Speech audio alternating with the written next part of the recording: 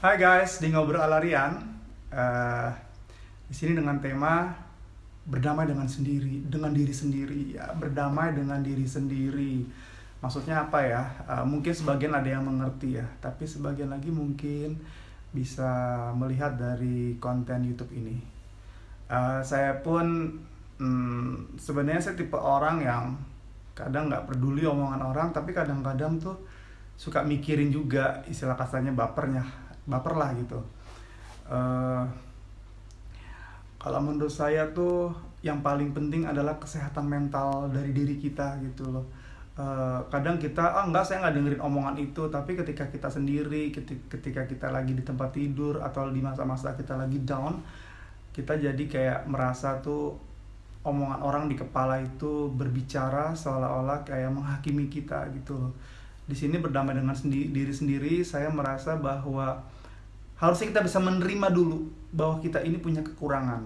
Itu yang paling penting. Selain itu kita punya kelebihan. Kadang orang-orang di sekitar pun nggak ngerti atau nggak paham bahwa mungkin orang lain menuntut kita atau orang-orang di sekitarnya untuk menjadi sempurna. Ketika tidak sempurna, orang itu jadi kecewa, jadi ilfeel gitu loh. Karena menurut saya hidup ini tidak semua orang suka sama kita dan tidak semua orang benci sama kita. Karena semua orang itu sudah ada pada marketnya, semua orang itu sudah ada pada frekuensinya masing-masing gitu loh.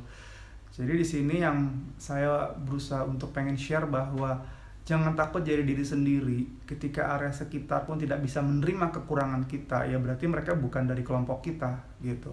Dan yang paling penting adalah bukan itu, tapi yang paling penting adalah menjadi bermanfaat.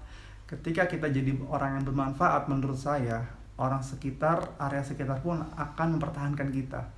Walaupun kita terlihat sempurna, tapi kita nggak ada manfaatnya, itu pun akan diabaikan. Nah, jadi menurut saya adalah yang paling penting kesehatan jiwa. Kita damai dulu sama diri kita sendiri. Kita harus bisa menerima dulu kekurangan kita, baru orang lain bisa menerima kekurangan kita. Kalau kita jaim, kita penuh drama, kita fake gitu loh, sebenarnya itu akan menggerogoti batin kita. Karena tujuan dari utama adalah manusia bekerja, manusia mencari follower, manusia mencari jabatan. Ujung-ujungnya buat dirinya happy kok gitu loh. Yang paling penting adalah kita happy dulu gitu. Kalau kita happy dalam keseharian, kita akan menularkan aura happy juga buat orang di sekitar. Tapi kalau kita yang nggak happy, kita yang tertekan, depresi, itu vibrasinya pun akan kena juga imbas di sekitar gitu. Jadi jangan takut untuk be yourself dan temukan orang-orang yang sefrekuensi sama kamu, dan temukan, gali lagi potensi kamu yang apa sih manfaat yang bisa digunakan oleh orang sekitar atau makhluk di muka bumi ini. Itu aja dari saya.